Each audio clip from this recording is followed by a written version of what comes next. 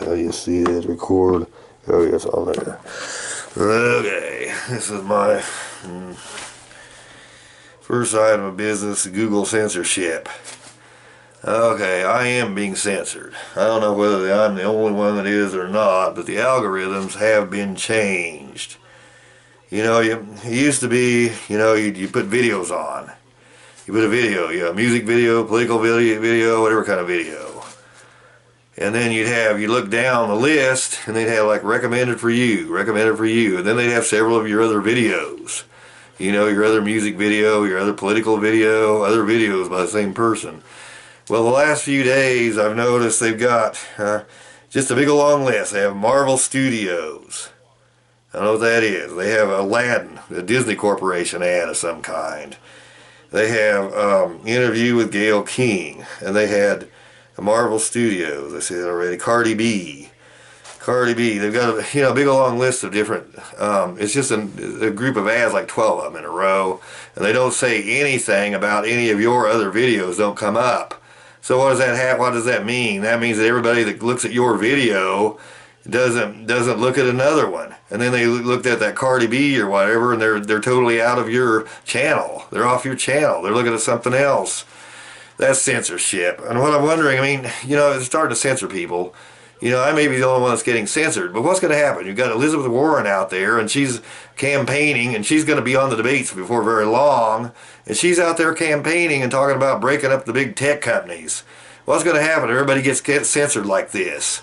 Everybody's going to start supporting her, probably. How is this, it's obviously net neutrality is why they're doing it, because they lifted net neutrality. I didn't notice anything like this until net neutrality got lifted. I've had several other problems, but very obviously I'm being censored. There's no doubt about it. What's going to happen? If several other people get censored, and our viewers watch our stuff, and they know we're being censored. What's going to happen? Elizabeth Warren gets in the debate and starts talking about breaking up big tech. She's going to start getting supporters, probably. Okay, enough on that, I guess. Okay, then the Green New Deal. Okay, the global warming problem. I don't think it's real at all. Not really. Ocasio-Cortez sounded fairly sensible at one point. And at one point, she brought out that they ought to. She made some good points. That they ought to be taxing the rich. Like I say, well, that was a good point, because several people come out, politicians said that we need a balance the budget. But you got several. I don't feel guilty about taxing the rich. Because basically they've stolen our money anyway. They've gotten into the campaign finance system. They've kept the borders open when the majority wanted border security. They kept them open. They drew our wages down, and they padded their wallet and screwed us over to the point you can't tax the public and make any money anyway, because like Ocasio-Cortez says, everybody has to work 3 jobs just to pay their bills. How much tax money are they going to have? Probably nothing. The tax base is all on the wealthy, so the only place you can balance the budget is with the wealthy, and no one's going to feel sorry for them getting taxed after they've been ripped off for the last 20 years, or since the campaign finance system has been real ugly. Well, anyway, she pointed out that Ike Eisenhower did the same thing. He taxed the wealthy. Nixon did the same thing. He said no loopholes over, $1 million a year, no loopholes, anything over that. So both of them tax a lot more than they're being taxed now. Well, Ocasio-Cortez is pretty smart, because most of the hard-right Republicans I know respect Ike Eisenhower. And if you notice, he was a Republican, but he had one that had some sense. We haven't had one like that, and Trump's a little better. He's a little more moderate, the way Ike was. And Jill Stein pointed out that has to do with the campaign finance system, and we put the extremists in. Now, the extremists always win because they have all the campaign money, and that's why Trump's more moderate. He has his own campaign money, but back then you didn't have the campaign finance system. But she made a good point. It was really smart, because she found a Republican that supported her ideology, her think tank. And then she brought out several other things. We talked about, how really the government isn't meeting the needs of people anymore. Yeah, because people have 3 jobs, live in their car, tent cities in California, so on and so on. Things aren't really fixed, which is a good point. Where Trump keeps arguing he's fixed everything when he hasn't, any more than the man on the moon. Okay. Um, the other thing, but then okay, now where she's losing popularity, and this is just my opinion, and I don't know if I'm really saying anything that anyone doesn't already know. It's not been in the media, but that Green New Deal, to me, it's like when they called Jerry Brown 1-800-NUTCAKE, a long time ago. We have. I don't. First place, there's no point, and because what do I know about the environmental problems? But if you were to straighten out everything with the environment in the United States, it wouldn't do any good anyway because China's a big mess. So there wouldn't be any point in it anyway. She said we're going to be, our kids are going to be dead in, a certain amount of time if you don't fix China. China's one of the problem. If you fix our problem, China is so bad that it wouldn't do any good. She needs to be trying to straighten out China's problem. That'd be the first thing to do. You want to fix the environment. And I don't know how to do that. I don't know. Negotiate with them. I don't know. But you ought to be focused on China instead of the United States anyway, for starters. Well, or both. But China's such a big mess that to fix the United States, it wouldn't do any good. We'd be all dead anyway. The other thing is, it's like we had a stable environment the whole time the dinosaurs are here. Well, they claim that, cattle gas is what's causing, cattle cutting the cheese. That's what's causing the environment. What is it that has to do with the greenhouse effect? I don't understand that. I've heard this theory a long time. My relatives were talking about it. I thought they were nutcases. But anyway, we've had, 7 ice ages since the dinosaurs were here. And if you look at how long the dinosaurs were here, like I said before, the dinosaurs were here that long, man's been here, or since the dinosaurs, the time sense is about like that in comparison, or maybe even less. So you figure whatever killed the dinosaurs is probably, it created some kind of a disruption where you have instability. And some people argue the tectonic plates moved when that happened, and that's why you had the instability. I don't know. But no one's explained what caused the other 7 ice ages. And the thing is that global warming usually precedes an ice age, so how do you know we aren't just scheduled for another one? They don't really know. And there's too many unanswered questions. They're oversimplifying it. It's like they're trying to be Einstein, when it's like, when Einstein's intelligence probably, is way up here, way above everybody else, their intelligence is way down here, and the explanation of what's going on with the atmosphere, the globe, is probably even above Einstein, for all they know. They're just stabbing in the dark, there's no way they could, as far as I know, but I have a hard time believing, that what the Industrial Revolution did is what's causing our problem now. When they can't explain what caused the other 7 ice ages, anyway, I guess that's all I can say. But Ocasio-Cortez, if she really wants to be popular, she probably ought to get off of that Green New Deal. It's going to ruin the economy, everything else, like they said. It's just ridiculous. It's reckless. It's just a reckless plan with, that's not very well thought out. Okay. Anyway, her approval rating went down. That's probably why. Okay, now the Kentucky incident. But, another thing, dinosaur gas never killed the dinosaurs, did it? They're a lot bigger than the cattle. Well, how come they were around so long? As long as they were, and there were, who knows, maybe there weren't enough of them, but there was many dinosaurs as there are cattle. Probably. They're a lot bigger. Anyway, and maybe dinosaur gas is what killed the dinosaurs. I don't know. But I mean, you look at that, it just seems stupid to me, but crazy. Yeah, 1-800-NUTCAKE again. All right, the Kentucky incident. They're talking about, suing this guy, this kid. It had to do, they were somewhere at I think at Washington, somewhere in Washington, D.C. They were from Kentucky, a bunch of high school kids. There was the Indians was, what was the deal? I mean, they had the black group that was, I kept calling them a bunch of names. I can't remember, slamming them because they had red hats on. I slammed them because they had a red hat, and yeah, I can't remember, talking about Trump being a white, what do you call it, white supremacy, white supremacist or something like that, and taunting them and yelling at him because the kid just stood there. He stood there with a smirk on his face, and that's all I could see. You know, but he didn't leave. Well, he probably just, you know, he didn't want to back off. I wouldn't have either. He had a right to be there. But he really wasn't taunting him in any way. Well, okay, so CNN just jumps on it. I mean, okay, CNN, look, they had a guy talking on Levin the other night. CNN was a company with Time Warner, the Time Warner Corporation, and they're the major backer of Kamala Harris. They want open borders, and they use that to screw the working class.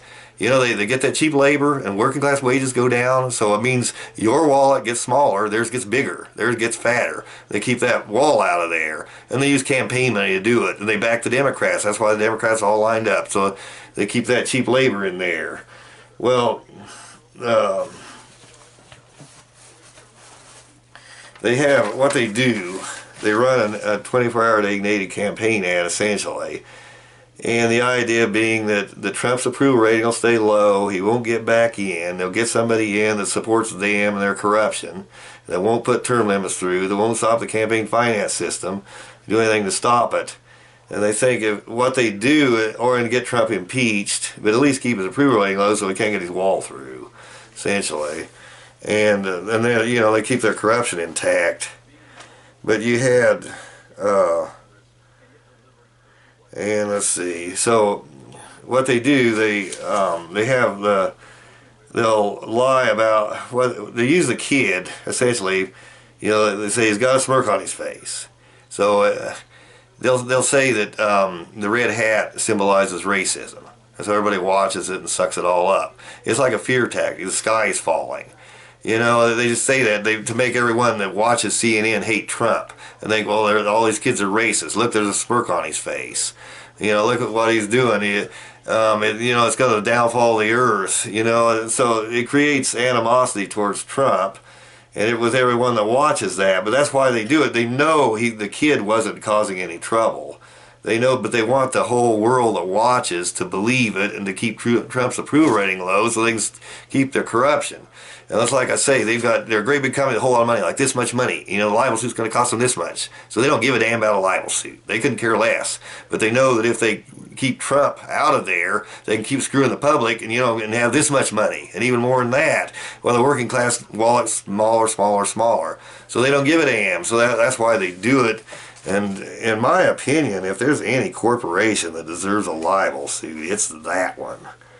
I mean, when you look at it all that, and you put it all together, it's just ugly as hell. And, you know, that kid is going to go with that the rest of his life. People are going to see him and think he's a racist, you know, from just watching that. Or you wonder in the back of your mind, it's like when you read the Inquirer about Michael Jackson in the bubble or whatever, you sort of believe that stuff. I did for a while, you know, about somebody was afraid of germs or something like that. And the whole thing was just made up. But you always, somewhere in the back of your mind, there's some doubt. You think a kid could be a racist. The kid could be... You know, and if he walks into a job and they think that hat represents racism when it doesn't really. It's just in CNN, you know, just in what they told you. And so people see the hat on and, they, you know, if he applied for a job, it would have a negative effect. So he definitely deserves a big libel suit. If it took half of what Time Warner had, would anybody feel sorry for him? I doubt it. Okay, the Kentucky incident. All right, Figueroa.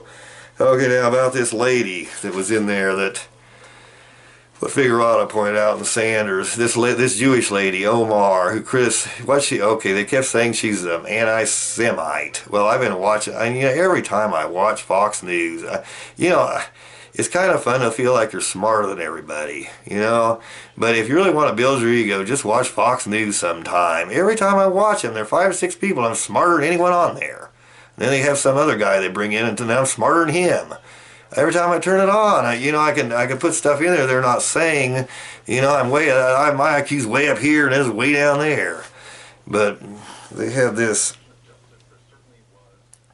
The Omar, she came out and what she said about the Jewish race, she really didn't criticize the Jewish race. She's talking about the Jewish lobby, which they have a lot of money. They come in there's some Jewish group, and she was complaining that they always, you know, they have the Palestinian problem, and they're mean to the Palestinians. They aren't fair to them in some way or another. I don't know what it is, but we'll always support the Jewish race and defend them all the time, and it has to do with that Jewish lobby.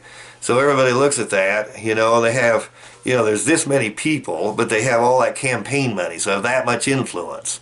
All the influence, and there was even the other Jewish people were complaining that they come in there and they see that big lobby and all that power they have, and it reflects on the rest of the Jewish race, where you have maybe this many Jewish people that support the Palestinians, but you have that lobby that's that many Jewish people that have all that campaign money. So everybody looks at the whole thing, and it looks like you know, that the Jewish race is evil, and really it's just that small group. And a lot of them were complaining, you know, that their influence was too great, and yeah, even the Jewish people race themselves, and Fox News wouldn't let them talk or distorted the argument.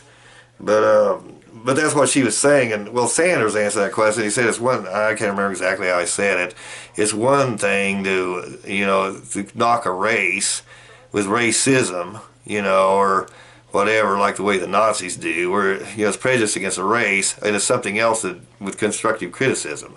And it's not only that, but it's like, you know, it's one thing to condemn a person, and it's like Dr. Phil was talking about, which makes sense. It's something else to condemn the conduct. And what she was just condemning the conduct and the lobby problem and the campaign finance corruption. And either Fox News didn't want you to know that. I don't know what their motive was, but they distorted the whole argument. And the people in Congress, the Republicans, they all distorted. Well, anyway, Figueroa came out and basically said the same thing.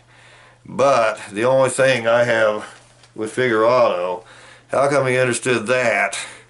But then he made a statement a long while back. He said the Republican Party should have gotten that wall through. You know, he kept knocking the Republican Party. He said, well, you know, how can you blame the Democrats? The Republican Party had control of the House, they had control of the Senate, and they control the executive. Actually, if Trump is the head of the Republican Party, you know, he's the president, he's the head of it. So essentially he represents the Republican Party. Okay, but he does not control the House and the Senate. You know who controls the House and the Senate? You know, the Time Warner Corporation. The corporations that have campaign money controls it. So he doesn't control. He never did control. Trump never really had control of the House and the Senate. No one has control of it. The populace doesn't have control. The only ones that have control are people with campaign money. And like I say, you had the DACA bill, 87% support. You had chain migration, 55% support. Limited migration, 55%, around that. 53% support for stopping the lottery system. You have people, the working class who want higher wages, they all support the wall, or they support border security. You had 97% support border security. Look, everybody lost. I mean, all those people lost. That means the Democrats that wanted that, and Trump that wanted his wall, and everything else, they all lost. Who were the big winners? Time Warner Corporation. That's what happened. But the Republicans never controlled both houses. The people with the campaign money control them, which means they lobby both sides. They give campaign money to both sides, both Republicans and the Democrats. And that's why you could never get enough Republican support, even though you had a strong majority. Well, if you don't believe that, look at net neutrality, how many people want it.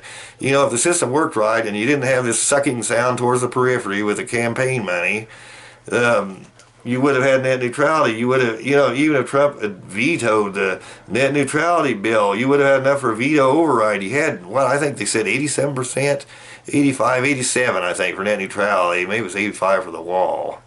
Or no, 85 for the DACA deal. I'm not sure. 87 for net neutrality. That would have been enough to override the veto if the government worked the way it did back in the 60s, when you didn't have campaign finance corruption. Okay, and I guess that's what I'm trying to make. People aren't aware enough of that campaign finance system and how much it messes up the system. The system's broken. Joe Wall said, we got a broken system. Everybody's got their head in the sand. Okay, Elizabeth Warren. Yeah, she wants to break up big tech. Well, I'm being censored. I don't know how many other people are. I know it's the Figueroa. Under one of his, they had this same big thing. Marvel Studio, Cardi B, Aladdin, interview Gayle King, and nothing to relay the person to one of your other videos. Well, that's censorship, you know it. And then plus it takes them away from your channel onto Cardi B or whatever. So, I mean, it's censorship, plain and simple. If they're going to start censoring everybody, Elizabeth Warren wants to break up big tech, what's going to happen? So you get in the debate, people are going to start supporting her.